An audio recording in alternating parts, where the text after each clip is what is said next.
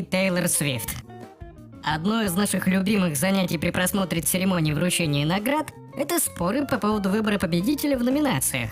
Как правило, все заканчивается на том, что мы начинаем орать на телевизор, в то время как он невозмутимо продолжает транслировать церемонию. А что случается, если посетитель церемонии начинает выражать протест? Миллионы телезрителей стали свидетелями именно такого события. В 2009 году на церемонии вручения наград MTV Video Music Awards Канье Уэст поднялся на сцену и встрял в речь Тейлор Свифт по поводу присуждения награды в номинации «Лучший женский клип», сказав, что награда должна была достаться Бейонсе за клип «Single Ladies». Этот инцидент вошел в историю поп-культуры с бесславным заявлением Уэста «I'm let you finish», «Ты еще закончишь свою речь», которое породило множество интернет-мемов.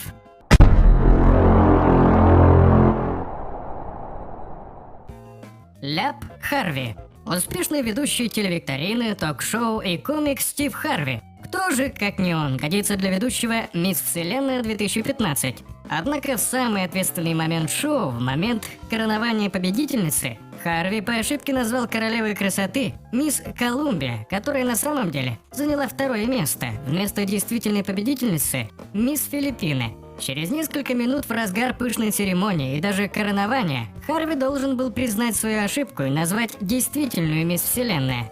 По всей видимости, организаторы мероприятия не очень опечалились произошедшим, поскольку предложили ведущему подписать контракт на продолжительное время вперед.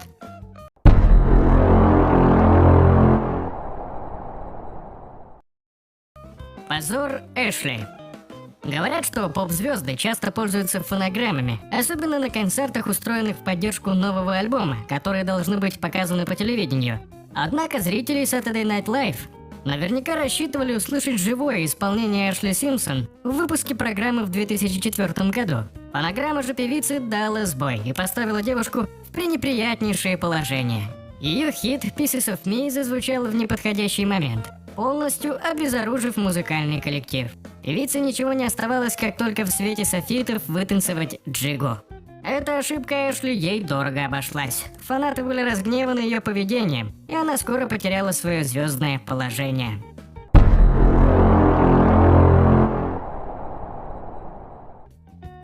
Гимн от Карла Льюиса. Без государственного гимна США не обходится ни одно спортивное мероприятие, которое транслируется в прямом эфире. Вы его, скорее всего, даже и не заметите, если во время исполнения гимна не произойдет что-то необычное. Сразу вспоминается позорное исполнение флага, усыпанного звездами, Розанной на стадионе Джек Мёрфи в 1990 году. Однако это не помогло скрыть фиаско, которое потерпел олимпийский чемпион Карл Льюис, попытавшись исполнить гимн в 1993 году перед финальными играми NBA между клубами Chicago Bulls и Phoenix Suns. Льюис, пытаясь начать музыкальную карьеру, не только продемонстрировал скрипящий голос, но и прокомментировал свое неудачное выступление, выкрикнув «Опа, и я справлюсь!».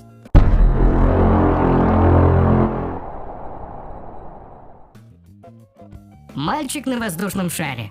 У многих захватило дух, когда по телевидению передали, что в американском городе Форт Коллинз, штат Колорадо, семья Хин заявила представителям власти и масс-медиа, что они запустили воздушный шар в виде летающей тарелки, внутрь которого по ошибке забрался их 6-летний сын Фэлкон.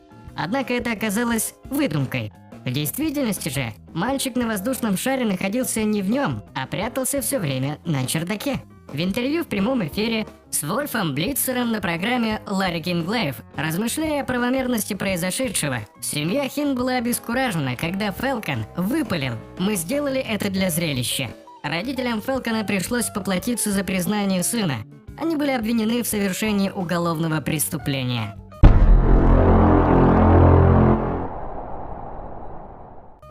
Пустой тайник Аль Капоне. Случай, произошедший в телевизионной компании Television 101, преподнес неплохой урок нам всем. Если вы хотите сделать специальный репортаж, основанный на завораживающем открытии, удостоверьтесь, что в результате передачи вы сможете предоставить на суд зрителей хоть что-то интригующее. Херальдо Ривера, который пытался вернуться на роль ведущего после увольнения с ABC в 1985 году, повезло меньше. Он провел репортаж в прямом эфире, в котором показал вскрытие секретного тайника, ранее принадлежавшего Аль Капоне. Он заинтриговал телезрителей возможностью обнаружения человеческих останков или денег, Однако все, что удалось найти в результате поисков, это горы мусора и пустые бутылки. Опозоренному Ривере ничего не оставалось, как только признать свою неудачу и поскорее удалиться с объектива камеры.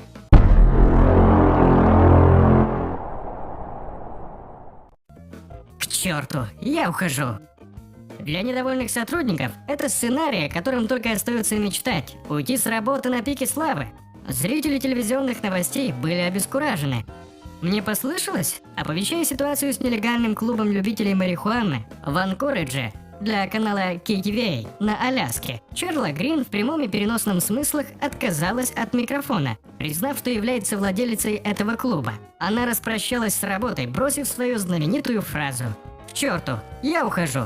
На экране появляется ведущая с озадаченным лицом, которая пытается сделать вступление к рекламе, одновременно принося извинения за неподобающую лексику.